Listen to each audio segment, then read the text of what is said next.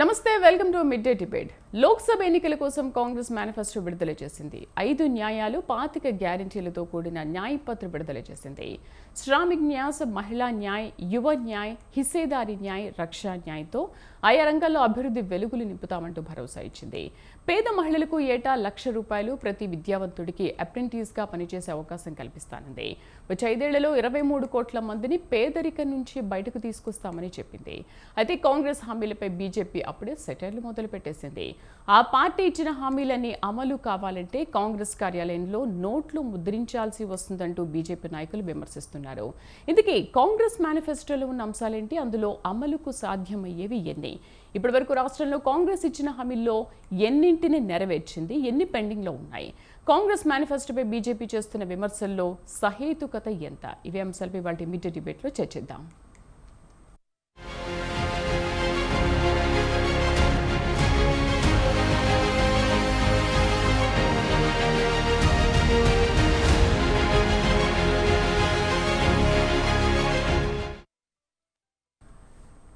Right, ఇక మనతో పాటు డిబేట్లో పార్టిసిపేట్ చేస్తున్నారు డాక్టర్ అందే సత్యం గారు, రాజకీయ విశ్లేషకులు, అలాగే నగేష్ గారు, కాంగ్రెస్ రాష్ట్ర నాయకులు, అందెం రామరెడ్డి గారు, బీజేపీ రాష్ట్ర నాయకులు. నమస్తే అండి, వెల్కమ్ టు అవర్ షో. నమస్తే అండి. రైట్, ముందుగా అసలు మేనిఫెస్టో విడుదల చేసిన తర్వాత ఖర్గే ఏం మాట్లాడారో ఒకసారి చూద్దాం.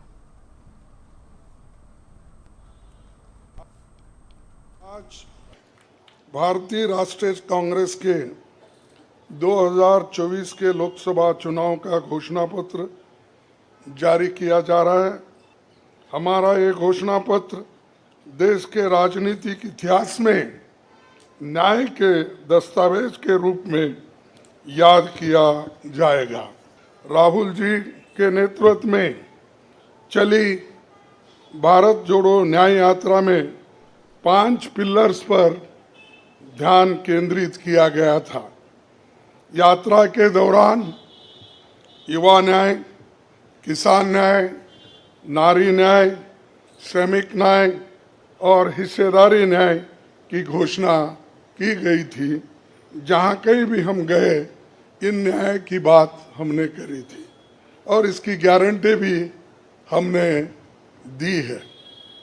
इन 5 पिलर्स में से 25 गारंटी निकलते हैं। हर 25 गारंटी ने किसी ना किसी को लाभ मिलने का इसके अंतर्गत यहाँ पर हमारे मैनिफेस्टो में भी है और इसके लिए जो हम पहले से ही करते हुए आए हैं वो भी हमने इसका उल्लेख किया है।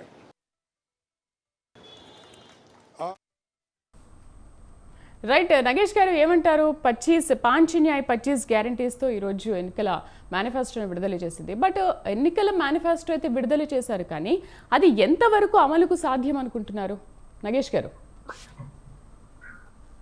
ఫస్ట్ గుడ్ ఆఫ్టర్నూన్ వ్యూవర్స్కి. ఎనీ పార్టీ ఎలక్షన్స్ వెళ్ళే ముందు పార్టీ యొక్క ఐడియాలజీ, పార్టీ ఏ దిశలో పని చేయబోతుందో ఫ్యూచర్ గురించి అన్న కోణంలో మేనిఫెస్టో నగేష్ గారు రీసౌండ్ వస్తుందండి, రీసౌండ్. ఇప్పుడు ఓకేనా అండి? ఒకసారి మాట్లాడండి. ఇప్పుడు ఓకేనా? ఓకే. యా, సో మేనిఫెస్టోకి అర్థం ఏంటంటే పార్టీ, ఎన్ని పార్టీ ఎలక్షన్స్ వెళ్ళే ముందు తన యొక్క ఫిలాసఫికల్ థాట్స్ అన్ని మేనిఫెస్టో రూపంలో చేయబోయే పని గురించి వివరణ ఇస్తారు పేపర్. సో ఈ పేపర్ మేనిఫెస్టో అన్న న్యాక్ ఏదైతే ఈ రోజు కాంగ్రెస్ పార్టీ ఏఐసిసి రిలీజ్ చేసిందో 5 పిల్లర్స్ పంచ్ న్యాయ రూపంలో ఏది యువ న్యాయ కానీ, నారీ కిసాన్ న్యాయ, శ్రామిక్ న్యాయ, హిస్సేదారీ, ఇవన్నీ క్యాల్కులేట్ చేసుకొని వీటిలో మళ్ళీ ఒక 5 గ్యారంటీస్, 5 ఈ 25 గ్యారంటీస్ రూపంలో ప్రజల ముందుకు వస్తుంది. ఈ రోజు ఈ మేనిఫెస్టో ఇంప్లిమెంటేషన్ ఒకటి మీరు అడిగిన క్వశ్చన్. సెకండ్, అవసరం ఏముంది ఇప్పుడు ఈ టాపిక్స్ మీద మాట్లాడాలి అన్న కోణంలో మనం ఆలోచించాల్సిన అవసరం ఉంది. Today we need unseen emergency వెళ్తుంది. 1, threat to democracy, threat to constitution, threat to Ganga Jamuna crisis. Right, popularistic approach తీసుకొని మైనారిటీస్ వాయిస్ ని సప్రెస్ చేసే విధంగా, అంటే నిజంగా చట్టబద్ధంగా కాన్స్టిట్యూషన్ ని బేస్ చేసుకొని బీజేపీ పరిపాలిస్తుందా లేదా, లేక యాక్చువల్ ఎసెన్స్ ఏదైతే మన ఫ్రీడమ్ ఫైటర్స్ రాజ్యాంగం రూపంలో మనకు అందించిపోయారో డెమోక్రసీని, ఆ 100% ఆప్టిమమ్ గా బీజేపీ ఇంప్లిమెంటేషన్ చేస్తుందా అంటే క్వశ్చన్ ఎస్ అబ్సల్యూట్లీ ఫెయిల్ అయింది కాబట్టి కాంగ్రెస్ ఈ రోజు 25 గ్యారంటీస్ రూపంలో పంచన్యాయ రూపంలో ముందుకు వచ్చింది. ఇందులో ఫస్ట్ ప్లస్ యువకులకు అన్ఎంప్లాయ్మెంట్ పెరిగిపోతుంది, రైట్? నారీ participation in the democracy and equal rights, equal reservation in socio economical political rights. కిసాన్ టుడే ఏదైతే రైతులు ఉన్నారో today they are in stress. ఆర్థికంగా ఇన్ఫ్లేషన్ పెరుగుతున్నప్పుడు వాళ్ళు అడుగుతున్న ఎంఎస్పీ లీగల్ గా వాళ్ళకి ప్రొవైడ్ చేయలేని బీజేపీ ఏ దిశగా న్యాయం చేస్తుంది వాళ్ళకి అన్న డౌట్ ఉన్నప్పుడు ఎంఎస్పీని లీగల్ చేసే దిశగా కిసాన్ న్యాయం, శ్రామిక్ ప్రతి ఒక్క ఆర్గనైజ్ సెక్టర్స్ కి న్యాయం చేసే దిశగా ఎకనామిక్ కి సపోర్ట్ చేస్తూ మన రూపీని ఇంటర్నేషనల్ మార్కెట్ లో వాల్యూ వచ్చేటట్టు దిశగా శ్రామిక్ న్యాయం చేస్తుంది. ఇచ్చేదాన్ని మోస్ట్ ఇంపార్టెంట్ ఈ దేశంలో మైనారిటీస్ అన్ని వర్గాలకి ఎస్సీ ఎస్టీ ఓబీసీస్ కి రిప్రజెంటేషన్ ఇస్తూ మళ్ళీ ఇక్కడ representation not only for political rights, socio economical political rights అందించేటట్టు అంటే నేషన్ బిలాంగ్స్ టు ఎవ్రీబడి అన్న కోణంలో, వి ఆల్ ఆర్ వన్ అన్న కోణంలో ఏట్రియల్ ని తగ్గించి ఈ మధ్య కాలంలో పాపులరిస్టిక్ అప్రోచ్ బీజేపీ తీసుకొని ఏట్రియల్ చాలా పెరుగుతున్న కోణంలో భారత్ జోడో అంటే ఫ్యూచర్ లో దేశాన్ని చిన్న విధానం అంటే విరగొట్టే ప్రయత్నాలు బీజేపీ చేస్తున్నప్పుడు భారత్ జోడో అంటే దేశం మొత్తం తిరగడానికి ఎసెన్స్ ఏంటంటే గ్రహించడం లోకల్ లెవెల్ అంటే గ్రౌండ్ లెవెల్లో నిజంగా ప్రజలకు కావాల్సింది ఏంది, వాళ్ళకి కావాల్సింది సెన్సెస్, వాళ్ళకి కావాల్సింది లైవ్లీహుడ్ పెరగడం, వాళ్ళకి కావాల్సింది రోజ్గార్ అంటే ఎంప్లాయ్మెంట్, అవన్నీ గుర్తించిన తర్వాత మేము భారత్ కి ఆవాజ్ అనే ఆన్లైన్ ప్లాట్ఫామ్ లో పార్టిసిపేటరీ అప్రోచ్ లో ఏకపక్ష ధోరణి కాదు, ప్రైమ్ మినిస్టర్ వచ్చి పార్లమెంట్ ఓపెన్ చేసి ప్రెసిడెంట్ ఆఫ్ ఇండియా రానియకుండా అలా కాదు, అంటే ఒక రకంగా వాద్ సంవాద్ అయ్యేటట్టు భారత్ కి ఆవాజ్ అన్న వెబ్సైట్ క్రియేట్ చేసి అందులో today need for the nation ఏమేదైతే అవసరం ఉందో ఆ ప్లాట్ఫామ్ ఆన్లైన్ డిస్కషన్ చేసుకుని ప్రజలు ఏదైతే సజెషన్ చేశారో సజెషన్ మేరకు రూపొందించిన మేనిఫెస్టోనే ఈ పంచన్యాయ మేనిఫెస్టో ఈ రోజు కాంగ్రెస్ పార్టీ ఏఐసిసి రిలీజ్ చేసింది. విచ్ ఈస్ మా అండర్స్టాండింగ్ ప్రకారం Congress party understanding we need this thing at the fast pace టైంలో ఇది జరగాల్సిన అవసరం ఉంది. ఇప్పుడు ఏ విధంగా న్యాయం చేయగలుగుతారు అంటే డెఫినెట్ గా దానికి ముందు R&D చేసాము, ఎకనామికల్ గా సోషల్ గా ఏ విధంగా మన ప్రజలకు మనం న్యాయం చేయాలో అవన్నీ ఎక్సర్సైజ్ ముందు చేసిన తర్వాత మేనిఫెస్టో రూపంలో ముందు పెట్టాము, అంతేగాని ఆషామాసిగా బ్లైండ్ గా పెట్టింది. రైట్, రామరెడ్డి గారితో మనం మాట్లాడదాం. అయితే కాంగ్రెస్ మేనిఫెస్టో పైన సెటర్లు వేస్తున్నారు అటు బీజేపీ నేతలు కూడా. ఇంతకుముందు మోదీ కూడా ఈ విషయం గురించి మాట్లాడారు. అంటే మేము విడుదల చేస్తాం కానీ మేనిఫెస్టోని విడుదల చేసి వదిలేయము, వాటికి తగిన న్యాయం చేస్తాం, వాటిని అమలు చేస్తామంటున్నారు. సో కేంద్ర మంత్రి కిషన్ రెడ్డి కూడా ఏమన్నారంటే అసలు మీరు 100 రోజుల్లో ఇచ్చిన హామీలు ఇప్పటివరకు అమలు చేయలేదు కానీ ఇవి మాత్రం ఏం అమలు చేస్తారని చెప్పేసి ఇంతకుముందు మాట్లాడారు. ఒకసారి కిషన్ రెడ్డి ఏం మాట్లాడారో విందాం. పార్టీ ఆఫీసులలో నోట్లు ముద్రించేటువంటి మిషన్లు పెడతారేమో, అన్ని ఆఫీసులలో నోట్లు ముద్రించేటువంటి మిషన్లు పెట్టి ఇస్తారేమో, నాకు తెలియదు.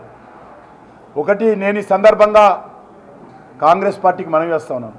గత శాసనసభ ఎన్నికల్లో schedule caste declaration, youth declaration, రైతు డిక్లరేషను, మహిళా డిక్లరేషన్ పేరుతో ఏవైతే హామీలు ఇచ్చారో, గ్యారంటీల పేరుతో 6 గ్యారంటీల పేరుతో తెలంగాణ ప్రజలకు 100 రోజుల్లో పూర్తి చేస్తామని ఏవైతే 100 రోజుల గ్యారంటీ హామీ ఇచ్చారో, ఎన్నికల ప్రణాళికలో ఏవైతే ఇచ్చారో, దమ్ము ధైర్యం ఉంటే, చిత్తశుద్ధి ఉంటే మీరు ముందుగా గత శాసనసభ ఎన్నికల్లో ఇచ్చినటువంటి హామీలు అమలు చేసి చూపండి. ఆ హామీలు ఆ గ్యారంటీలు అమలు చేయకుండా తెలంగాణ ప్రజలను ఓటు అడిగేటువంటి నైతిక హక్కు ఈ కాంగ్రెస్ ప్రభుత్వానికి లేదనే విషయాన్ని ఈ సందర్భంగా మనవి చేస్తా ఉన్నాను. రైట్, నమస్తే రామరెడ్డి గారు. నమస్తే అండి. రామరెడ్డి గారు, ఏంటి గత 10 ఏళ్లలో ప్రజలకు ఎటువంటి న్యాయం జరగలేదు కాబట్టి అసలు ఎక్కడెక్కడ ఏం జరిగింది అవన్నీ చూసుకొని మేము ఈ 25 గ్యారెంటీలతో ఈ మేనిఫెస్టోని విడుదల చేశామంటున్నారు. అసలు మీరు ఏం చేశారని ప్రజలను అడిగే హక్కు ఉంది? అంటే ఓటు ఏ విధంగా అడుగుతారని అంటున్నారు కాంగ్రెస్ వాళ్ళు. సో మీరు కూడా మాట్లాడుతున్నారు కదా. ఇప్పుడు కాంగ్రెస్ పాలనలో మాకన్నా ముందు గత 10 ఏళ్ళు అయితే యూపీఏ సోనియా గాంధీ నాయకత్వంలో యూపీఏ పార్టీ ఆడ మౌనముని మన్మోహన్ సింగ్ కూర్చోబెట్టి పరిపాలన చేసిందో అప్పుడు ఏం జరిగింది? దేశవ్యాప్తంగా బాంబ్ బ్లాస్ట్ జరిగినాయి. శాంతి భద్రత పరిస్థితి ఘోరంగా ఉంది. బాంబేలో 180 మందిని తీవ్రవాదులు వచ్చి ఈ కసబ్ గ్యాంగ్ వచ్చి కాల్స్తే ఏమన్నా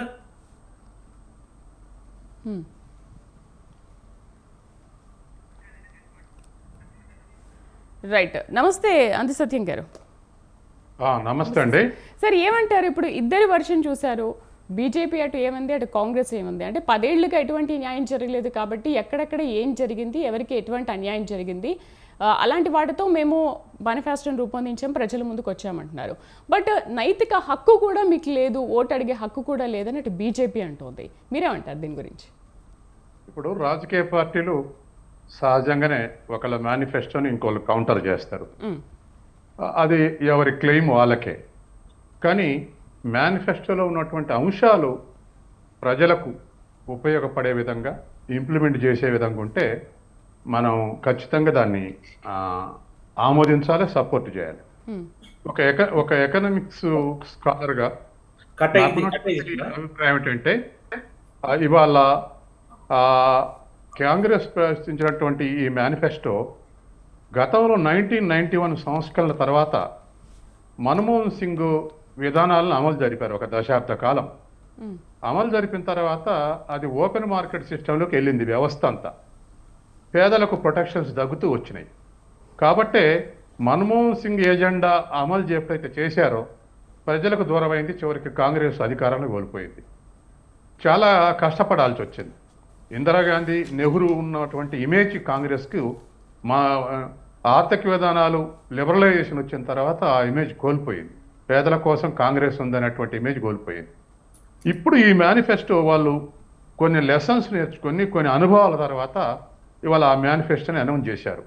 ఇదే మేనిఫెస్టోలో ఉన్నటువంటి అంశాలు బీజేపీ అనౌన్స్ చేసినా, కాంగ్రెస్ అనౌన్స్ చేసినా, ఇంకే పార్టీ అనౌన్స్ చేసినా సపోర్ట్ చేయాల్సిందే. ఎందుకు సపోర్ట్ చేయాలంటే ఇవాళ మార్కెట్ ఎకానమీలో మనం చూస్తూ ఉన్నాం. నిన్న మొన్న రిపోర్ట్స్ వస్తున్నాయి. ఇన్ఈక్వాలిటీ ఉన్నటువంటి శీఘ్రంగా ఇన్ఈక్వాలిటీ పెరుగుతున్నటువంటి దేశాల్లో భారతదేశం ఒకటి. తర్వాత ఈ స్పీడ్ మీద సంపదంతా కేంద్రీకృతమైనటువంటి దేశాల్లో భారతదేశం ఒకటిగా నిలబడ్డది ఇవాళ. కాబట్టి ఇదే విధానాలు కాంగ్రెస్ ఆరంభించింది, కాంగ్రెస్ అమలు చేసింది, బీజేపీ అమలు చేసింది. అమలు చేసిన తర్వాత చివరికి మొత్తం సంపద కొద్దిమంది వాళ్ళ నిన్న మన లెక్కలు వస్తూనే ఉన్నాయి. మనకు 10% వాళ్ళ చేతుల్లో దరిదాపు 70% ఆస్తులు కేంద్రీకరణ అయినటువంటి తర్వాత 50% బాటం లెవెల్ ప్రజల చేతుల్లో 10% మాత్రమే ఆస్తులు ఉన్నాయి అనేది. కాబట్టి ఈ ఇంటర్నేషనల్ రిపోర్ట్స్ అయినా నేషనల్ రిపోర్ట్ చూస్తే ఇవాళ కాంగ్రెస్ అనౌన్స్ చేసినటువంటి justice for youth, justice for women, justice for farmers, justice for labourers, justice for opportunities in proportion of population, ఈ 5 న్యాయపత్ర అనేటువంటి ప్రకటించిన దాంట్లో ఇవన్నీ కూడా బాటం లెవెల్ ప్రజలకు ఉపయోగపడే. ఇవి కనుక అమలు జరిపితే మార్కెట్ ఎకానమీలో ప్రజలు ఏమైతే ప్రెజర్స్ గురవుతారో, ఒత్తిడికి గురవుతుందో ఆ ఒత్తిడికి గురైనటువంటి ప్రజలకు ఈ యొక్క ప్రొటెక్షన్స్గా మనకు ఉండేటువంటి అవకాశం ఉంది. ఒక్క ఎగ్జాంపుల్ చెప్తా, అన్ని ఒకేసారి ఇప్పుడు చెప్పని ఒక ఎగ్జాంపుల్ చెప్తా దానికి. Okay sir. ఇవాళ వ్యవసాయ రంగం ఉంది.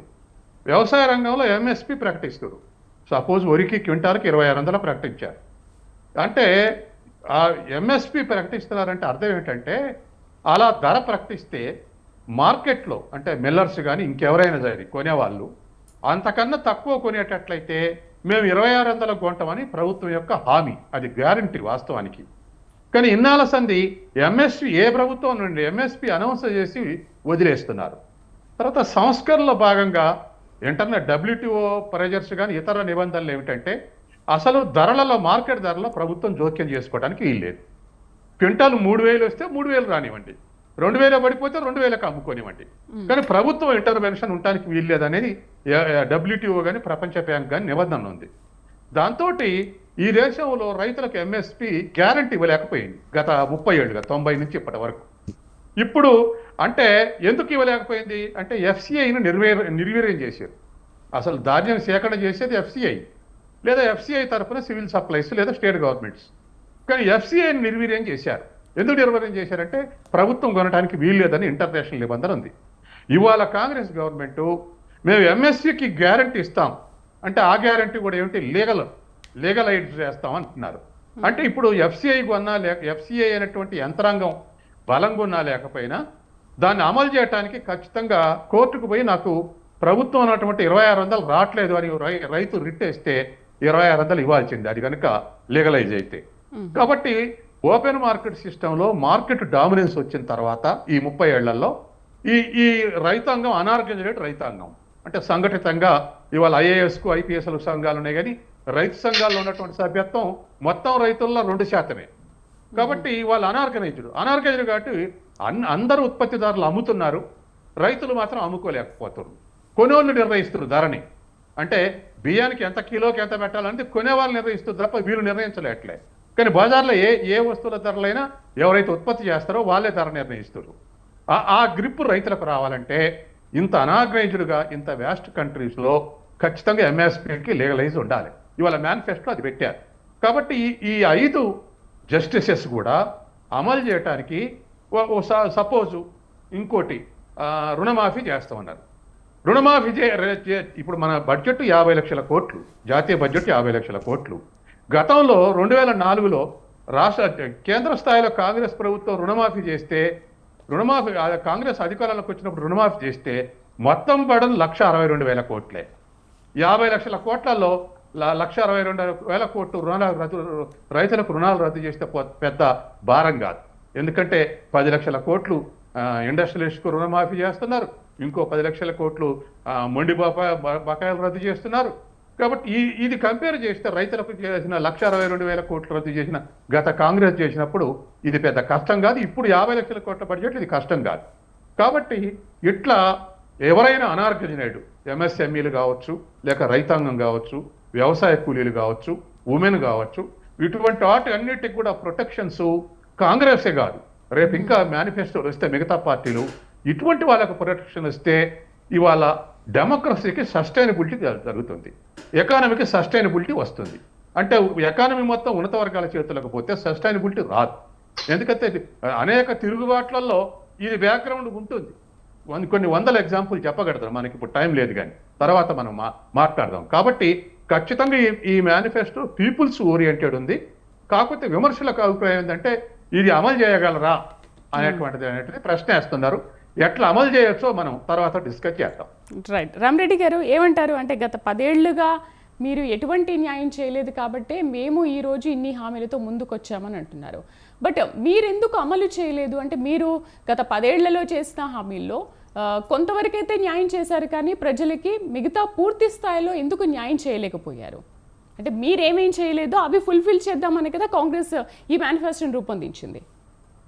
మేము ఇచ్చిన హామీల కన్నా ఎక్కువ అమలు చేశాము. ఈ బూటక ప్రచారంతో, గోబెల్స్ ప్రచారంతో మేము ఇవ్వని హామీలను కూడా వీళ్ళు అన్ని కల్పించి సృష్టించి నెగటివ్ ప్రచారం చేసినా ప్రజలు ఎవ్వరూ నమ్మటం లేదు. ఇప్పుడు కాంగ్రెస్ పరిస్థితి అంటే రాహుల్ గాంధీ మాట్లాడితే ఒక కమెడియన్ ఓ దోగ్గా ఉండి నవ్వుకుంటారు. రాహుల్ గాంధీని ఒక లీడరు, ఒక రేపు దేశాన్ని పరిపాలించే నాయకుడు ఎవ్వరు గుర్తించారు. మీరు పబ్లిక్ ఒపీనియన్ తీసుకోండి. లేకుంటే రాహుల్ గాంధీ పోయినప్పుడు నినాదాలు ఏమొస్తాయి?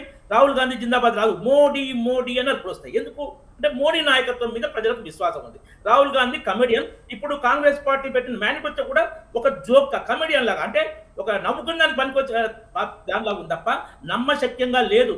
ఇంతకుముందు వారు అంధసత్యం గారు ఏంటంటే వారు కమ్యూనిస్టు భావజాలంతో పనిచేస్తారు కాబట్టి వారు సోషలిస్ట్ ఎకానమీని నమ్ముతారు, క్యాపిటలిస్ట్ ఎకానమీని విమర్శిస్తారు.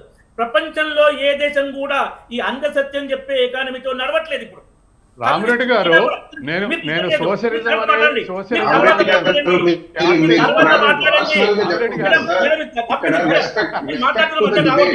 మీ చైనా కూడా అంధసత్యం కాదు, మీ చైనా కూడా క్యాపిటలిస్ట్ ఎకానమీ, చైనా కూడా క్యాపిటలిస్ట్ ఎకానమీ.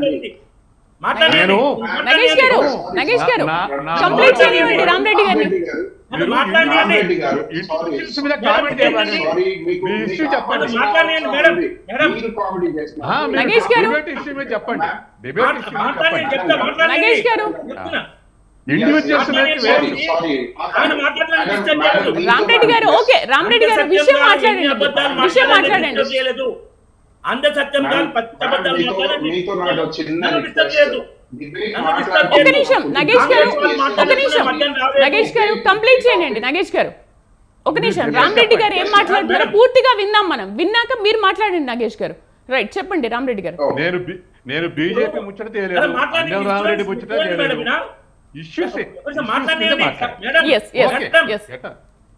ఓకే ఇప్పుడు లేటెస్ట్ గా మనం ఏంటంటే ఈ ఎన్నికలు 3 నెలల నుంచి 4 నెలలు కానీ ఇప్పుడు చూడండి, కాంగ్రెస్ పార్టీ ఏ ఒక్క నాయకుడు మాకు ఇన్ని సీట్లు వస్తాయని చెప్పలేని పరిస్థితి.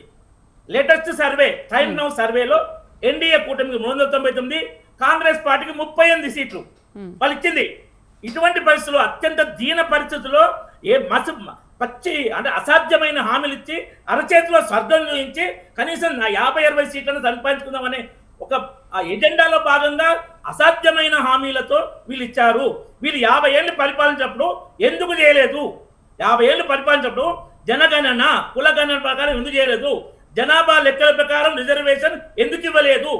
న్యాయం అనేది ఆ 50 ఏళ్ల పరిపాలనలో అన్యాయం చేశారా? ఇప్పుడు న్యాయం తీసుకొస్తున్నారు. కాబట్టి మేమేంటంటే 11వ స్థానం నుంచి 5వ స్థానానికి వచ్చాం. 11 కోట్ల గ్యాస్ కనెక్షన్ ఉచితంగా ఇచ్చాం. 10 కోట్ల బాత్రూంలో మొత్తం దేశవ్యాప్తం. మోడీ ప్రభుత్వ స్కీమ్లో మేడం అండర్లైన్ చేసుకునేది, మోడీ ప్రభుత్వ స్కీము దాదాపు 200 పథకాలు వచ్చినాయి. ఏ ఒక్క పథకంలో సెలక్షన్ లేదు. Universal to all.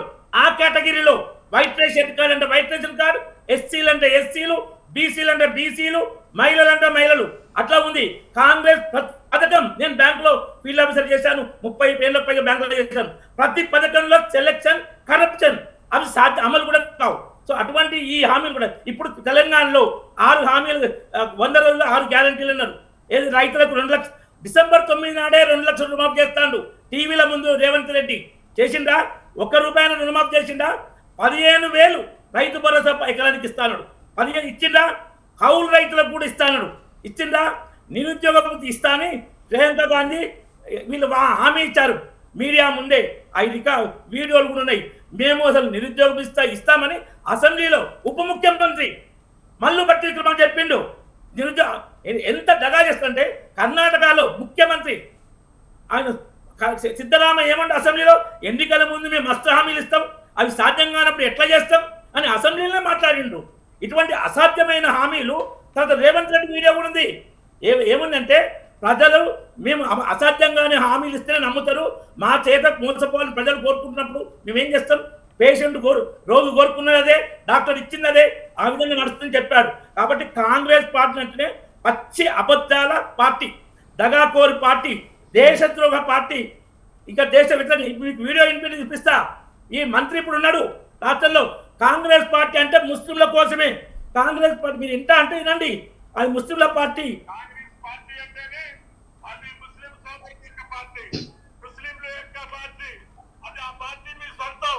మీ యొక్క హస్తం లేకుండా కాంగ్రెస్ పార్టీ ఎప్పుడు కూడా అధికారంలోకి రాలే. ఇప్పుడు మళ్ళీ వస్తుంది అంటే అది ముస్లిం సోదరి మన యొక్క త్యాగం అని చెప్పి మీకు ఈ సందర్భంగా మనం చేస్తున్నాం. ముస్లింలు ఎక్కడ అన్ని నియోజకవర్గాల్లో ఈనాడు కాంగ్రెస్ పార్టీ గెలవబోతా ఉంది. అంటే మీ యొక్క అల్లా దయ, అల్లా కృప ఈ తెలంగాణ మీద ఉంటుంది. ఇది ఇప్పుడు తుమ్మల నాగేశ్వరరావు రాష్ట్రంలో మంత్రుడిది. కాంగ్రెస్ రాహుల్ గాంధీ కూడా ఉంది. కాశ్మీర్లో దేశాన్ని ముక్కలు చేస్తామని ఒక సపరేటిస్ట్ నాయకుడు మాట్లాడితే నమాజ్ చేస్తుంది రాహుల్ గాంధీ. ఆ వీడియో కూడా ఉంది. ఇటువంటి పార్టీ దేశ ప్రజలకు మేలు చేస్తుంటే ఎవరు నమ్ముతాడు? పచ్చి దగాకోర్ పార్టీ, దగాకోర్ మేనిఫెస్టో అసాధ్యంగా. కిషన్ రెడ్డి గారు చెప్పారు ప్రతి మహిళకు 1,00,000 రూపాయలు ఇస్తానని. ఇంతకుముందు చెప్పారు ప్రతి సంవత్సరము 72,000 ఇస్తామని హామీ ఇచ్చారు. 2019 మేనిఫెస్టోలో వాళ్ళు పరిపాలించిన రాష్ట్రాలు ఇచ్చారా? పెట్రోల్ డీజిల్ రేట్ తగ్గిస్తామన్నారు. వాళ్ళు పరిపాలించిన రాష్ట్రాల్లో వాళ్ళ కాలంలోనే రేట్లు ఎక్కువ ఉన్నాయి బీజేపీ పాలిత రాష్ట్రాల కన్నా. సో ఇది వాళ్ళు చేసే దగ. ఈ మేనిఫెస్టో కూడా అంతే. ఇంకోటి ఇప్పుడు రేపు అంటే మీ ప్రభుత్వ హయాంలో ఏమీ పెరగలేదంటారా రామరెడ్డి గారు? రామరెడ్డి గారు ఈ పదేళ్లలో మీ ప్రభుత్వ హయాంలో అసలు ఏమీ పెరగలేదా? పెట్రోల్ డీజిల్ దగ్గర నుంచి ఎవ్రీథింగ్ పెరిగిపోయాయి కదా రేట్లన్నీ కూడా. ప్రజలు ఎలా బతుకుతున్నారు ఇది ఆలోచించారా మీరు? ఎక్కడన్నా రేట్లు ప్రజలు బ్రతకలేని పరిస్థితి కానీ దేశవ్యాప్తంగా అలాంటి ఉద్యమాలు ఏమన్నా నడిచినాయా? వచ్చిందా చర్చకు? టీవీ ఛానల్లో మోడీ ప్రభుత్వం వచ్చినాక ప్రజలు బ్రతకలేకపోతున్నారు ఎక్కడన్నా ఏ టీవీ ఛానల్ చర్చ పెట్టిందా చెప్పండి.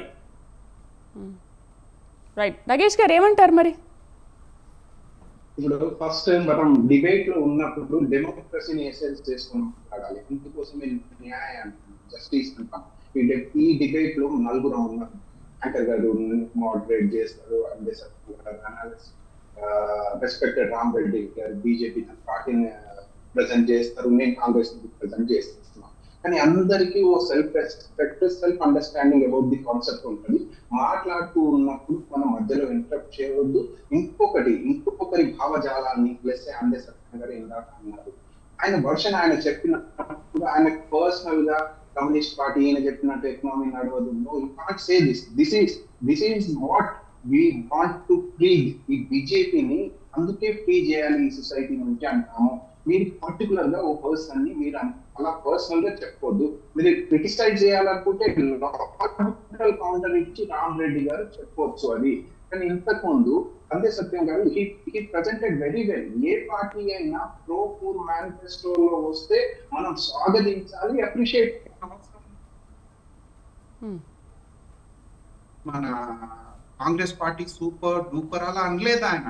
ఇక్కడ రామ్ రెడ్డి గారు ఏ విధంగా అంటారు? మీరు పర్సనల్ గా అలా చెప్పొద్దు సార్. డిబేట్ కి మర్యాద మీ రెస్పెక్ట్ లో ఉండాలి. సెకండ్, మీరు అన్నట్టు మీరు చాలా చెప్పారు. రామ్ రెడ్డి గారు ఏం చెప్పారంటే బాత్రూమ్ నుంచి మోడీ స్కీమ్ వరకు తీసుకెళ్లారు, బాత్రూమ్లు కట్టారు, వెరీ నైస్.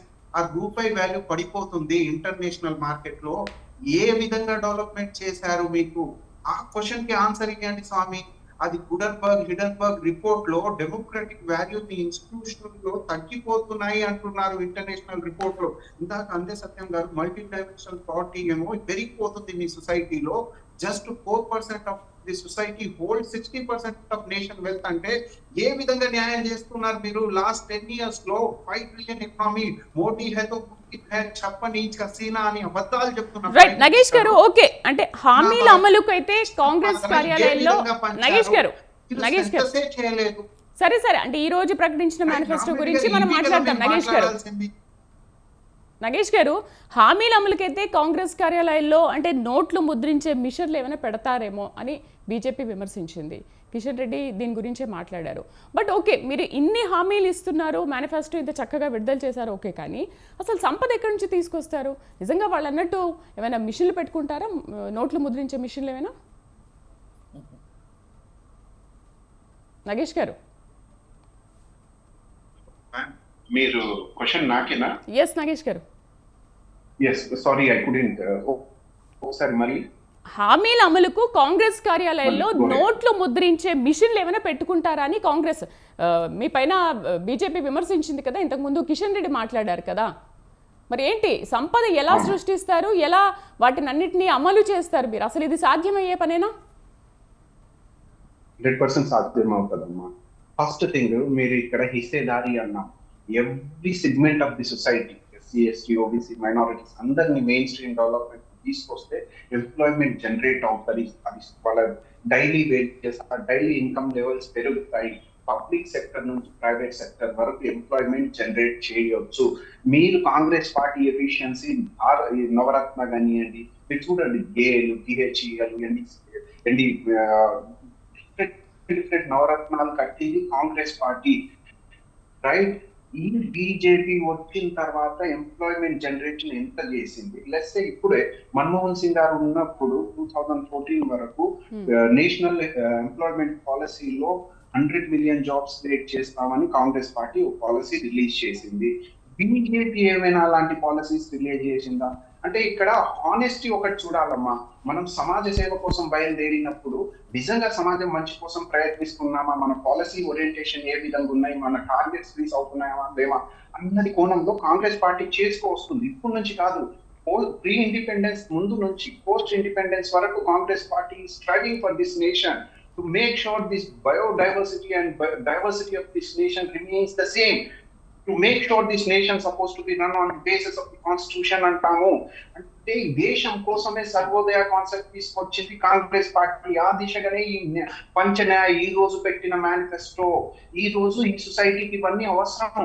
అబద్ధాల హామీలు చెప్పి ఒక పాపులరిస్టిక్ అప్రోచ్ పెట్టుకొని ఓ రిలీజియన్ ని బేస్ చేసుకొని ఓ మందిరం నుంచి మణిపూర్ వైలెన్స్ వరకు ఏమేమో చెప్పుకున్నాం. బీజేపీ ప్రెసెంట్ గవర్నమెంట్ కి గుణపాఠం చెప్పాల్సిన అవసరం ఉంది. భారత్ మాతాకి జై అని, జై శ్రీరామ్ అని మన యువతని పొల్యూట్ చేస్తుంది. భాయిచారా, సో కాల్డ్ గంగా జమున తహజీబ్ భాయిచారాని ధ్వంసం చేస్తుంది. హ్యూమనిస్టిక్ అప్రోచ్ ఉండాల్సిన గవర్నమెంట్ ఏ విధంగా ఏ అప్రోచ్ తో ముందుకెళ్తుంది మీరు అన్ని గ్రహించాలి. Just a narrow definition I'm trying to say you, but I'm very much making aware స్వాతంత్ర వ్యూవర్స్ కి నేను చెప్పేది ఇదే. ఎప్పుడైనా సరే మన దేశ హితానికి ఏ విధంగా టార్గెట్ చేసుకొని బీజేపీ పని చేసింది, ఒకవేళ చేసింది అంటే రూపాయి వాల్యూ ఎందుకు పెరిగిపోతుంది, అన్ఎంప్లాయ్మెంట్ ఎందుకు పెరిగిపోతుంది, మన నిత్యావసర ధరలు అన్ని ఎందుకు పెరిగిపోతున్నాయి. మీరు వికసిత్ భారత్ విశ్వగురు అంటే కడుపు నిండదు, దానికి తగ్గట్టు సెన్సస్ చేయాలి, 5 ట్రిలియన్ ఎకనామీకి దేశ ప్రజలకు అందియాలి. మీరు ఈ స్వాతంత్ర డిబేట్ లో ఇంకో వెరీ ఫ్యాక్ట్ చెప్తా చూడండి అమ్మా. ఎస్సీ and ST బహుజన సమాజం కాంట్రిబ్యూట్స్ 80% ఆఫ్ దిస్ సొసైటీ. బహుజన సమాజానికి గవర్నమెంట్ టెండర్లు ఎన్ని అందాయి తెలుసా అమ్మా? నాట్ లెస్, మోర్ దెన్ 1% కన్నా తక్కువనే ఉంది. ఏ విధంగా వీళ్ళు దేశ సంపాదన దేశ ప్రజలకు అందిస్తున్నారు? సెన్సెస్ చేయలేదు, జనగణనే చేయలేదు. ఈ సొసైటీలో ఏ వర్గం ఎక్కడెక్కడ ఉంది అది కూడా తెలియదు. అందుకే మల్టీ డైమెన్షన్ పావర్టీ పెరిగిపోతుంది. అది అందే సత్యం గారు మీకు చెప్పబోయేది. మీరు కాన్సెప్చువల్ అండర్స్టాండింగ్ ఉండదు మీకు. ముస్లిం పార్టీ, ఆ పార్టీ, ఇదేనా రామరెడ్డి గారు? ఇదేనా డిబేట్ లో చెప్పాల్సింది?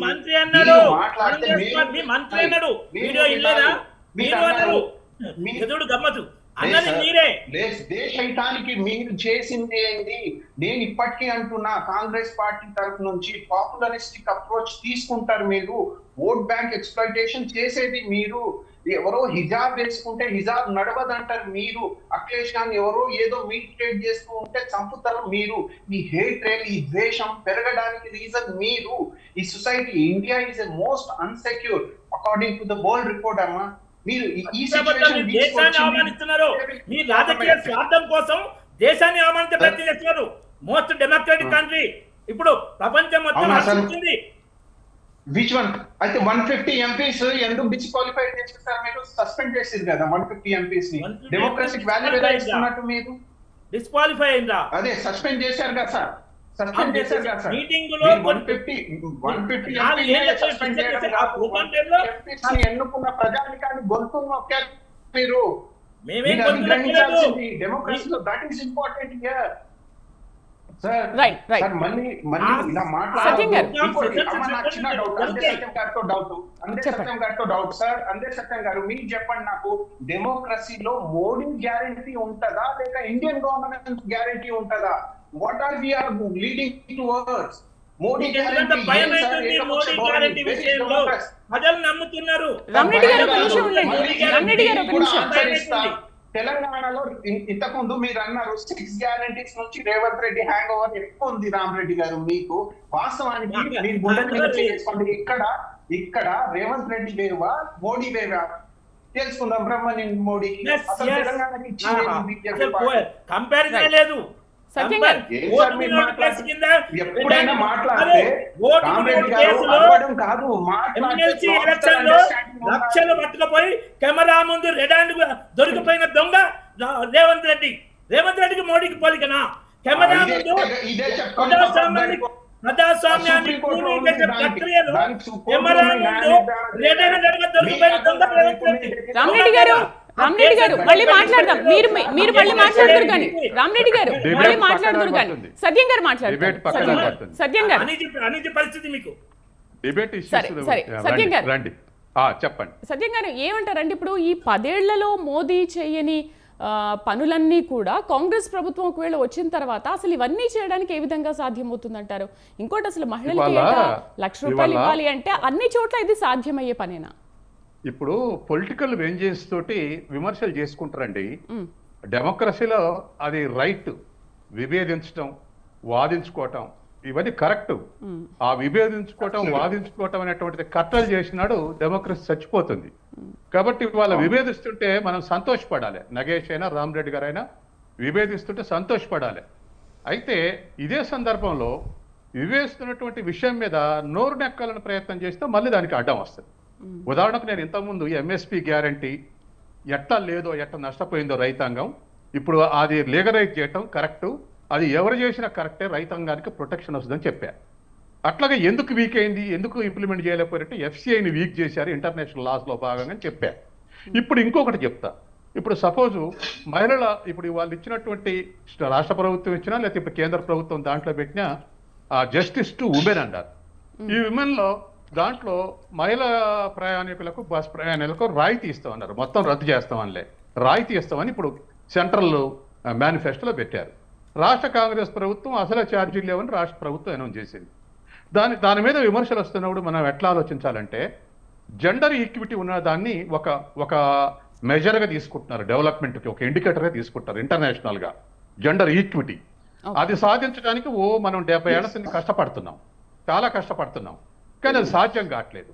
ఇప్పుడు గతంలో ఉమెన్కు చదువు ఒకటి, చదువుతో పాటు మొబిలిటీ, అంటే వాళ్ళలో ఉన్నటువంటి మొబిలిటీ పెరిగితే అభివృద్ధి అవుద్ది అని నీతి ఆయోగ్, కేరళ ఎందుకు పేదరికం లేకుండా పోయిందంటే నీతి ఆయోగ్ మొన్న నీతి ఆయోగ్ చెప్పిందే అమ్మాయిలు చదువుకొని వాళ్ళలో మొబిలిటీ ఉంది.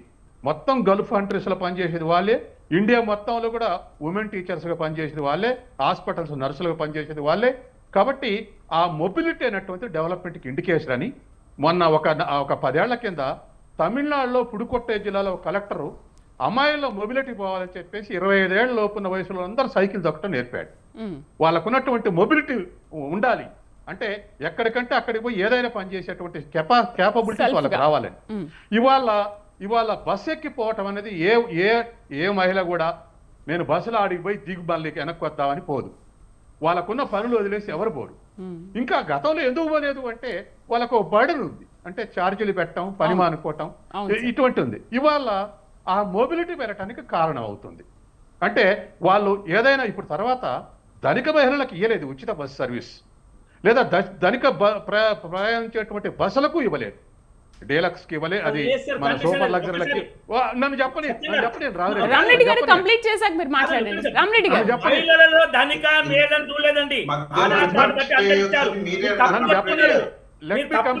గారు రామరెడ్డి గారు కంప్లీట్ చేయండి సత్యం గారిని. Let me complete. అయితే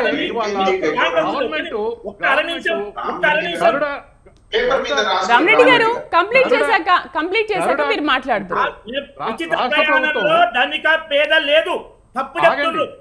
అయ్యో నన్ను చెప్పనియండి సార్. ఇప్పుడు దానికి ఇప్పుడు గరుడాకి కానీ ఇందిరాకి కానీ రాజధానికి కానీ సూపర్ లగ్జరీకి కానీ వీటికి కన్సెషన్ లేదు. వాట్లల్లో ప్రయాణించేటువంటి మహిళలు జనరల్ గా అబవ్ మిడిల్ క్లాస్ ప్రయాణిస్తారు కాబట్టి వాళ్ళకేం ప్రభుత్వం సౌకర్యం ఇవ్వట్లేదు. కాబట్టి ఎక్కువ ఎక్స్ప్రెస్లో, పల్లె వెలుగుల్లో, డీలక్స్లో ప్రయాణం చేసేంత బిలో బాటమ్ లెవెల్ వాళ్ళే. కాబట్టి వాళ్ళ ఒక కన్సెషన్ వస్తుంది కాబట్టి, వాళ్ళ ఫ్రీ సర్వీస్ ఉంది కాబట్టి మొబిలిటీ పెరుగుతుంది. ఆ మొబిలిటీ పెరగడం ద్వారా జెండర్ ఈక్విటీకి తోడ్పడుతుంది. వాళ్ళు ఇదివరకు వాళ్ళు బస్సుల్లో ప్రయాణించినప్పుడు నేను హాస్పిటల్కి పోవాలా, మీరు తోడు ఇవ్వండి అనేది. ఇవాళ ఒకసారి హాస్పిటల్ పోయడం నేర్చుకున్న తర్వాత ఇంకా వాళ్ళని హాస్పిటల్ మగ మనిషి పక్కన తీసుకోవాల్సిన పని లేదు. కాబట్టి ఉమెన్లో ఆ కదలిక రావటానికి ఇది ఉపయోగపడుతుంది. జెండర్ ఈక్విటీ సాధించడంలో ఇది ఒక సాధనంగా ఉపయోగపడుతుంది.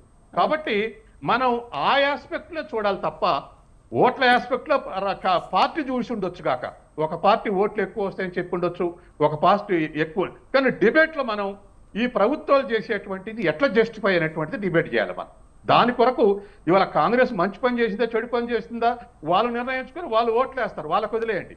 కానీ మనం అనేది ఏంటంటే ఇది జెండర్ ఈక్విటీకి ఒక వెపన్గా ఉపయోగపడుతుంది, ఉమెన్ మొబిలిటీకి ఒక వెపన్గా ఉపయోగపడుతుంది.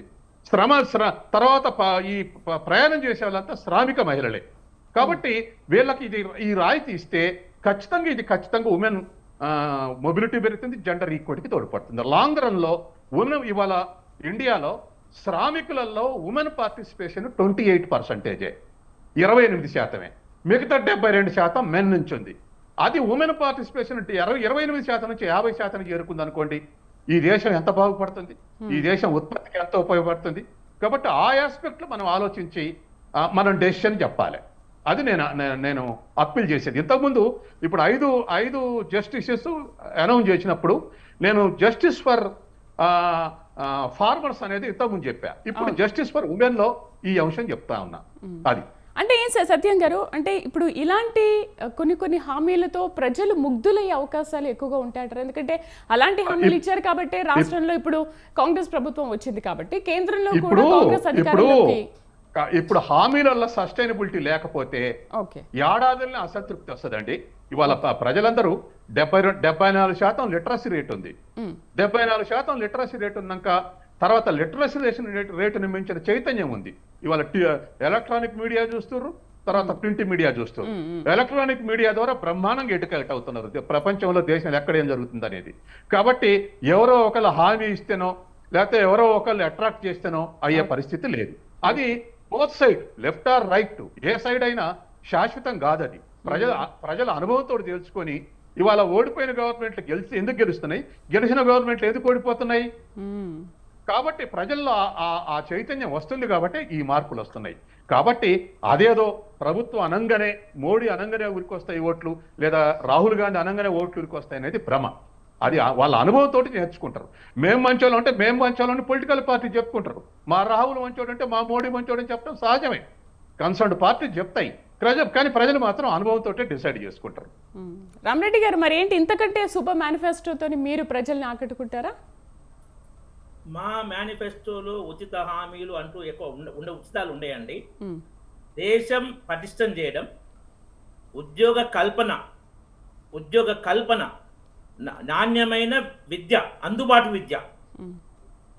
మన మామూలు విద్య అయితే ఉచితంగా ఉంటుంది, మిగతా టెక్నికల్ ఎడ్యుకేషన్ అది కానీ అందుబాటులో, ప్రజలకు అందుబాటులో ఉంది. మెడికల్ దీని మన ఎంబీబీఎస్ ఎడ్యుకేషన్ సిస్టమ్ కూడా దీన్ని అమెండ్ చేయడం కేంద్ర ప్రభుత్వం ఏంటంటే 50% జనరల్ సీట్స్ ఇవ్వాలి.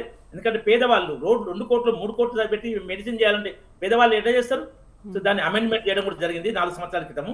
సో ఈ విధంగా ఏంటంటే ఎయిమ్స్ దేశంలో 22 ఎయిమ్స్ ఇప్పుడు చేస్తే కాంగ్రెస్ ప్రభుత్వం 50 సంవత్సరాలు పరిపాలించిన కాంగ్రెస్ ప్రభుత్వం ఒకే ఒక్క AIIMS Rae Bareli Indira Gandhi constituency open చేసింది. ఢిల్లీలోని ఎయిమ్స్ కూడా రాజ్కుమారి అమృత్ కౌర్ తన సొంత డబ్బులతో ఏర్పాటు చేసింది. రాజ్కుమారి అమృత్ కౌర్ గారు తన సొంత డబ్బులతోటి ఢిల్లీ ఎయిమ్స్ చేసింది. మిగతా 20 ఎయిమ్స్ 6 వాజ్పేయి గారి ప్రభుత్వంలో వేశారు, 14 ఎయిమ్స్ మన మోడీ ప్రభుత్వంలో జరిగింది. కాబట్టి విద్య విషయంలో కానీ వైద్య విషయంలో కానీ ఇప్పుడు మన సర్వశిక్ష అభియాన్ అది మోడీ ప్రభుత్వ పథకం. మన వాజ్పేయి గారు ఉన్నప్పుడు ఇంట్రొడ్యూస్ చేసింది. దానికి కేసీఆర్ ప్రభుత్వం స్టేట్ గవర్నమెంట్ కాంట్రిబ్యూషన్ ఇవ్వక చాలా వేల కోట్ల నిధులు వాపసు వెళ్ళిపోవడం జరిగింది. విద్యా వైద్యంకు మేము ప్రాధాన్యత, దేశ రక్షణ చేసి చూపించాం. తర్వాత పేదలకు ఇంతకుముందు మనం సినిమా వచ్చింది, మనోజ్ కుమార్ సినిమా రోటీ కప్డా और మకాన్ అని. రోటీ గత 3 సంవత్సరాల నుంచి, కరోనా కాలం నుంచి మోడీ ప్రభుత్వము 80 కోట్ల మందికి ఉచితంగా ఆహార ధాన్యాలు ఇస్తుంది. వచ్చే 5 సంవత్సరాలు కూడా ఇస్తామని ప్రభుత్వ పరంగా ఆల్రెడీ ప్రకటించడం జరిగింది. కాబట్టి ఇది ఎక్కడిది? ఇంకోటి ఈ మన ఎంఎస్పి ద్వారా కేంద్ర ప్రభుత్వం కేంద్రం డైరెక్ట్ కొనుగోలు చేయదు, రాష్ట్ర ప్రభుత్వం ద్వారా చేస్తుంది. రాష్ట్ర ప్రభుత్వం కొనుగోలు చేసి ఎఫ్సిఐకి ఇవ్వాలి, కేంద్ర ప్రభుత్వం ఇవ్వాలి. రాష్ట్ర ప్రభుత్వం ఇప్పటిదాకా వీళ్ళు ఇంకా కొనుగోలు చేయాలి. కాంగ్రెస్ వాళ్ళు బోనస్ ఇస్తున్నారు రైతులకు. మన మేనిఫెస్టోలో 6 గ్యారంటీలో క్వింటాలకు 500 రూపాయల బోనస్ వడ్లకు జీవో కూడా ఇష్యూ చేయలేదు. వడ్లు అమ్ముడు పోయినాయి. ఇక కాంగ్రెస్ పార్టీ మేనిఫెస్టో అమలు అవుతుంటే ఎవరిని నమ్మాలి? ఇటువంటిది కొనుగోలు కేంద్ర ప్రభుత్వం చేస్తుంది, దానికి లిమిట్ కూడా లేదు. ఆ కొనుగోలు ఇంకోటి ఏంటంటే ప్రభుత్వం వారు చెప్పినట్టు అర్థం ఈ డంకన్ స్వామి దీంట్లో ప్రభుత్వాలు ఆహార ధాన్యాలను అమ్మటానికి అంతర్జాతీయ కొనడానికి అమ్మడానికి లేదు, వ్యాపారం చేయడానికి. అందుకే రైతులే అమ్ముకుంటట్టు, రైతులే వ్యాపారదారులకు చేసేటట్టు ప్రభుత్వం ఏర్పాటు చేస్తే ఈ ఖలిస్తానీ దొంగలు, జిహాదీలు వీళ్ళంతా కలిపి ఆ మంచి చట్టాలు చేయకుండా చేసారు. ఎందుకంటే ఇది ప్రైవేటైజేషన్ వస్తేనే, ఓపెన్ మార్కెట్ సిస్టమ్ వస్తేనే డెవలప్మెంట్ వస్తుంది. ప్రపంచంలో ఏ దేశం కూడా సోషలిస్టిక్ ఎకానమీతో డెవలప్ కాలేదు. రష్యా ముక్కలైంది సోషలిస్ట్ ఎకానమీ నడుకొని. చైనా అందుకే క్యాపిటలిస్ట్ ఎకానమీ, పేరు కమ్యూనిస్ట్ గవర్నమెంట్, ప్రాక్టీస్ క్యాపిటలిజం. ఆ విధంగా ఇంకోటి మనం ఏంటంటే ఈ అంటే వ్యవసాయ చట్టాల పద విషయం కానీ ఇప్పుడు ప్రపంచంలో నెంబర్ 1 లీడర్ గత 7 సంవత్సరాలుగా, మన సర్వే కాదు అంతర్జాతీయ సర్వేలు, మోడీ గారనే వస్తుంది. మోడీ గారు సంపన్నుల కోసమే మోదీ ప్రభుత్వం పనిచేస్తుందంటారా? కేవలం సంపన్నుల కోసమే పనిచేస్తుంది అన్నట్టుగా కాంగ్రెస్ ప్రభుత్వం కూడా ఉంది. అంటే మోదీజీ చేతిలోనే సిబిఐ, ఈడీ, ఐటీ అన్నీ పెట్టుకున్నారు కాబట్టే వాళ్ళు ఇలా ఈరోజు ఈ స్థాయికి ఎదిగారు. ఎవ్వరు కూడా ఈ మన ఇన్వెస్టిగేట్ ఏజెన్సీతో పోలీస్ ఫోర్స్తో ఎదగరండి. ప్రజాబలంతో మీరు మోడీ గారి రోడ్ షోలు కానీ అవి వాళ్ళు అంటే ప్రజలు కూడా ఈడీకి దీనికి ఇన్కమ్ ట్యాక్స్ భయపడి మోడీకి మోడీ మోడీ అని అరుస్తున్నా వాళ్ళు అనడానికి ఏమైనా అర్థం లేదు. ఇంకోటి ఇది ఏంటంటే మన మన్మోహన్ సింగ్ ఫైనాన్స్ మినిస్టర్ అయి పివి నరసింహ అయినప్పుడు ఈ నిజమే లిబరలైజేషన్ వచ్చింది. అంతకుముందు 10 ఏళ్ళు 5 ఏళ్ళు ఇందిరాగాంధీ, 5 ఏళ్ళు రాజీవ్ గాంధీ పరిపాలించినప్పుడు 80 నుంచి 89 వరకు పరిపాలించిన తర్వాత 1 ఇయర్ విభజించిన తర్వాత చంద్రశేఖర్ ప్రభుత్వ టైంలో లోన్ రీపేమెంట్ చేయలేని పరిస్థితి, దేశ ఆర్థిక వ్యవస్థ దెబ్బతిని బంగారం తాకట్టు పెట్టిండు చంద్రశేఖర్ వరల్డ్ బ్యాంక్ దగ్గర మనం కట్టాల్సిన లోన్కు.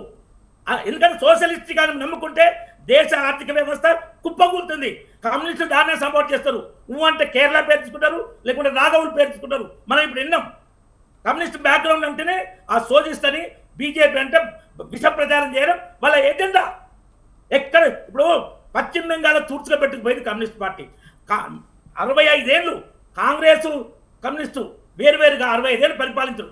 ఇద్దరు పొత్తు పెట్టుకున్న ఒక్క అసెంబ్లీ సీట్ రాలే పశ్చిమ బెంగాల్లో. అది ఆ కమ్యూనిస్ట్ పార్టీ పరిస్థితి, కాంగ్రెస్ పరిస్థితి. దేశవ్యాప్తంగా కూడా ఇప్పుడు మీకు అది చూపిస్తాను. వీళ్ళ పరిస్థితి బాగాలేదు కాబట్టి అసాధ్యమైన హామీలు ఇచ్చి మోడీ పేరు బాగా ఉంది. ఏంటంటే బీజేపీ ఎన్డీఏ కూడా 400 అప్కీ బార్ 400 పార్ అని మన రాజ్యసభలో కూడా మల్లికార్జున ఖర్గే మీరు అంటుగా 400 పోనీ కాంగ్రెస్ మాకు ఇన్ని సీట్లు వస్తాయని ఒక్కసారి ఒక్క నాయకుడు కూడా చెప్పలేని దౌర్భాగ్య పరిస్థితిలో కాంగ్రెస్ పార్టీ ఉంది. మాకు ఇన్ని సీట్లు వస్తాయని చెప్పాను. బీజేపీ చెప్తుంది మాకు 370, మా ఎన్డీఏ చెప్పిన అది మేము చేసిన అభివృద్ధి వల్ల, సంక్షేమం వల్ల, శాంతి భద్రత పరిశ్రమలో కలిగింది ఆ పరిస్థితి. రైట్ నగేష్ గారు, సామాజికంగా వెనుకబడిన వారి కోసమే ఈ మేనిఫెస్టోని రూపొందించామని అంటున్నారు.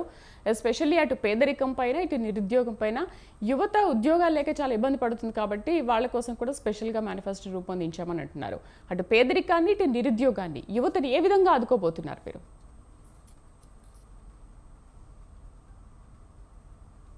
నగేష్ గారు, ఇది పేదరికాన్ని, యువతని, yes, can you hear me? వినబడుతుందా? ఓకే, హలో, వినబడుతుందా? ఓకే అండి.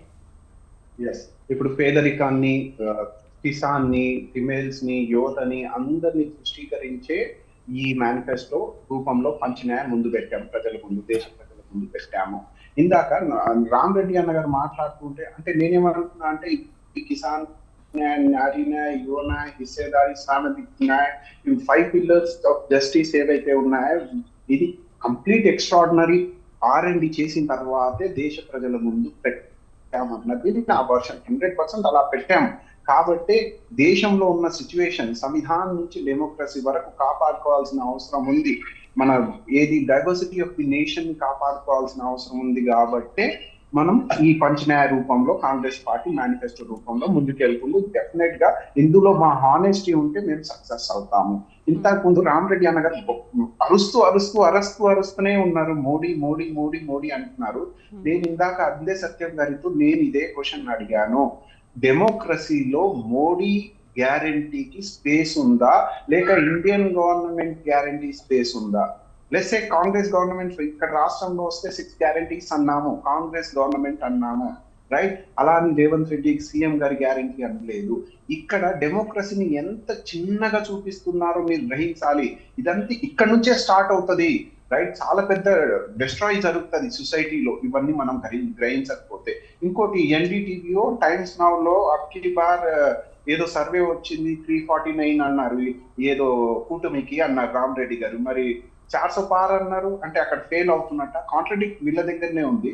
ఇవన్నీ పక్కన పెడదాం. మా సామాజిక స్పృహ, right, ethos of the nation అర్థమైనప్పుడు పార్టీ ఏమో మేనిఫెస్టో రూపంలో అన్నగారు ఏదో చూపిస్తున్నారు Congress 399.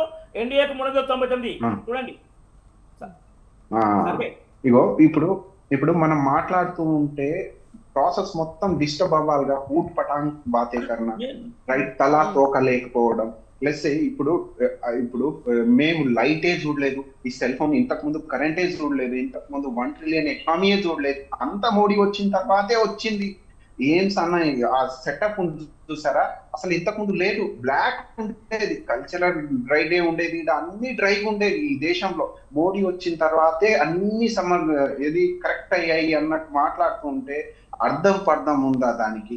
Modi contribution last 10 years లో చెప్పాల్సిన అవసరం ఉంది. Before that Congress has done so many thing, so many bear, it got defeated. అందే సత్యం గారు అన్నారు, గుణపాఠం జరిగింది. కొన్ని తప్పులు జరిగిన తర్వాత బీజేపీ 100% న్యాయం చేసింది లాస్ట్ 10 years లో. ఒకవేళ లాస్ట్ 10 years లో బీజేపీ చేసింది ఏమైనా ఉంటే అది మేనిఫెస్టో రూపంలో ముందుకు పెట్టండి, ఫ్యూచర్ కోర్స్ ఆఫ్ యాక్షన్ రూపంలో ముందుకు పెట్టండి అంటున్నాం మేము. ఇవన్నీ మాట్లాడాలి కానీ మోడీ హై తో ముమ్కిన్, హా భాई मुमकिन है, लेकिन क्या करने वाले हो आगे के लिए, आप इस समाज के लिए? आप एक ही हिंदुत्ववाद लेके minorities को ట్రిపుల్ తలాక్ రద్దు చేశారు. అడుగుతున్నా 500 సంవత్సరాలు పెండింగ్ ఉన్న రామాలయాన్ని అర్థం పర్థం లేకుండా మాట్లాడడం. చెప్తున్నా, మీరు అడుగుతున్నారు. ఓ ముఖ్యమైన 3 చెప్తున్నా. Very nice, congratulation. మీకు కొన్ని చెప్తాను చూడండి. బీజేపీ మినిస్టర్ డార్విన్ థియరీ అది ఫాల్స్, అది ఇల్లాజికల్ అన్నారు. అంతే సత్యం గారు, Darwin theory is science, complete science. అది ఫెయిల్, అది రాంగ్ కాన్సెప్ట్ అన్నారు వీళ్ళు. ఎప్పుడో విమానాలు ఉన్నాయంట మన కల్చరల్ వాల్యూస్ లో, ఉండొచ్చు, very nice. And logical reasonings ఏంటి? మీరు ఇప్పుడు యువత అంతా న్యాయంగానే ఉంది, ఇందాక అన్నారుగా హెల్త్ ఎడ్యుకేషన్ మా ప్రైమరీ ఫోకస్ అని. వీళ్ళ అచీవ్మెంట్స్ ఏంటి, ఫ్యూచర్ టార్గెట్స్ ఏంటి, అది చెప్పాలిగా. ఇవే ప్రయారిటీస్ అంటున్నారు, వెరీ నైస్ ప్రయారిటీస్ అయితే. రైట్, వాళ్ళకి దూరంగా మాట్లాడతారు. సత్యం గారు, ఒకసారి మనం ఈ పేదరికం గురించి మీతోనే మాట్లాడి ముగిద్దాము. సత్యం గారు, అంటే ఇప్పుడు వచ్చే 5 ఏళ్లలో 23 కోట్ల మంది పేదరికాన్ని అసలు బయటకు తీసుకొస్తామో, ఎవరు పేదరికం లేకుండా చేస్తామని కాంగ్రెస్ అంటుంది. అసలు ఈ 10 ఏళ్లలో సాధ్యం కాదు, 5 ఏళ్లలో ఏ విధంగా సాధ్యం అవుతుంది? అసలు కోట్ల మంది పేదరికం బయటకు వచ్చారని వరల్డ్ బ్యాంక్ యాక్సెప్ట్ చేసింది. ఇప్పుడు మేడం చెప్పండి. ఇప్పుడు పేదరికం గురించి చాలా అంచనాలు ఉన్నాయి. ఇవాళనే నేను ఒక ఇంగ్లీష్ కన్వర్సేషన్ చూసా. ఆయన ఏమంటాడంటే ఆ జీడిపి యూపీఏ గవర్నమెంట్లో 10 yearsలో 7.8% గ్రోత్ రేట్ ఉంది. ఇప్పుడు కూడా బీజేపీ రిజిమ్లో 10 yearsలో 5.8% గ్రోత్ రేట్ ఉంది. తర్వాత ఇది అఫీషియల్ లెక్కలే, ఆయన కూడా అదే చెప్పాడు. తర్వాత కన్జంప్షన్ అంటే వినియోగించేటువంటి రేటు గ్రోత్ రేటు 3% ఉంది. ఆయన ఏమంటాడంటే 3% చొప్పున వినియోగం పెరుగుతూ పోతూ ఉంటే మనం చేసినటువంటి ఉత్పత్తిని అనుభవించడం లేదు. కాబట్టి అనుభవించకపోవడం లేదా మనం చెప్పే గ్రోత్ రేటు 1% కుకప్ ఉంటుందా అనేటువంటి ప్రశ్న వేశాడు. అంటే సపోజు 3% కన్జంప్షన్ రేట్ ఉంటే 1% డిఫరెన్స్ మనం సపోర్ట్ చేయొచ్చు అన్నాడు. అంటే 4%, 4.5% ఉంటే 3% ఓకే. కానీ 5.86% ఎన్డీఏ గవర్నమెంట్లో లేదా 7.8% యూపీఏ గవర్నమెంట్లో గ్రోత్ రేట్ ఉంటే కన్జంప్షన్ 3% ఉంటే పేదరికం ఉంటుంది. ఆయన ఏమన్నాడంటే పేదరికం ఎలిమినేట్ కాదు, రియల్ గ్రోత్ రేట్ ఎక్కువ ఉంటే ఖచ్చితంగా ఉపాధి రేటు పెరుగుతుంది, ఉపాధి రేటు బాగా ఎంప్లాయ్మెంట్ రేటు పెరుగుతుంది. అలా ఎంప్లాయ్మెంట్ రేటు పెరగలేదు, తర్వాత కన్జంప్షన్ రేటు పెరగకపోతే పేదరికం తగ్గదు. ఎంత గ్రోత్ ఉందని చెప్పుకున్నా తగ్గదు, పేదల అందుబాటులో ఉన్నటువంటి కన్జంప్షన్ రావాలి. తర్వాత ఆయన ఇంకోటి కూడా చాలా బాగా చెప్పాడు. ఇన్ఫ్లేషన్ రేటు 6% గవర్నమెంట్ చెప్తుంది, కానీ ప్రజలు వాడే వాళ్ళ వస్తువుల యొక్క గ్రోత్ ఇన్ఫ్లేషన్ రేటు ఎంత అని చెప్పేసి ఒకటేదో ధాన్యం ధర 19% ఇన్ఫ్లేషన్ రేట్ అట, ఒక గ్రెయిన్ అవుట్పుట్. పెరుగు పాల growth rate inflation growth rate 7% అట. అంటే ఇప్పుడు దేశం వ్యాప్తంగా 6% ద్రవ్యోల్బణం రేట్ అని ఉంటుంది, ప్రజలు వాడే వస్తువుల యొక్క ఇన్ఫ్లేషన్ రేటు 10%, 15%, 20% పెరుగుతుంటాయి. మనం చూస్తాంగా టమాటాల రేటు లేదా పీతల రేటు అప్పుడప్పుడు వస్తుంటాయి. కాబట్టి అట్లా ఉన్నప్పుడు పేదరికాన్ని ఎలిమినేట్ చేయటం అనేటువంటిది కష్టమవుతుంది, స్లో అవుతుంది, ఇండియాలో స్లో అవుతుంది. తర్వాత రెండోది, ప్రభుత్వం పెట్టేటువంటి ఖర్చు కిందికి వచ్చే వరకల్లా 100 రూపాయలు కేంద్ర ప్రభుత్వం ఖర్చు పెడితే కిందికి వచ్చే వరకల్లా అది 60 రూపాయలు మాత్రమే ఉపయోగంలోకి వస్తున్నాయి. మిగతా 40% రూపాయలు ఎవాపరేట్ అయిపోతున్నాయి. అది కరప్షనా లేకపోతే ఇంకోట చాలా ఉన్నాయి అలా. అందుకని ఇవాళ కాంగ్రెస్ రేపు 23 కోట్ల మంది పేదరికం నుంచి పైకి తీసుకొస్తా అంటుంది. 23% నుంచి పేదరికాన్ని పైకి తీసుకురావాలంటే ఖచ్చితంగా 8% గ్రోత్ రేట్ ఉండాలి ఎకనామిక్స్ ప్రకారం. Real growth rate must be greater than 7%. అట్లా ఉంటేనే పేదరికాన్ని ఎలిమినేట్ చేయడానికి సాధ్యం అవుతుంది. అటువంటి గ్రోత్ రేట్ ఉంటే ఎంప్లాయ్మెంట్ కూడా గ్రో అవుతుంది. ఇవాళ సపోజు గవర్నమెంట్లో ఎంప్లాయ్మెంట్స్ నింపుతారు. కేంద్రంలో ఒక 10 లక్షల ఖాళీలు ఉన్నాయి, వివిధ రాష్ట్రాల్లో రాష్ట్రానికి 1 లక్షన్నర ఖాళీలు ఉన్నాయి. ఇవన్నీ నింపుతారు. ఇవన్నీ నింపితే కూడా అచీవ్ కాదు. ఖచ్చితంగా క్యాపిటల్ రావాల్సిందే. డొమెస్టిక్ క్యాపిటల్ అంటే దేశీయ క్యాపిటల్ మొబిలైజ్ కావాలి, ఇంటర్నేషనల్ క్యాపిటల్ రావాల్సిందే. ఆ అట్రాక్షన్ ఉంటేనే ఇవాళ గ్రోత్ అయ్యేటువంటి ఎంప్లాయ్మెంట్ని సాధించే అవకాశం ఉంది, పేదరికాన్ని నిర్మూలించే అవకాశం ఉంది.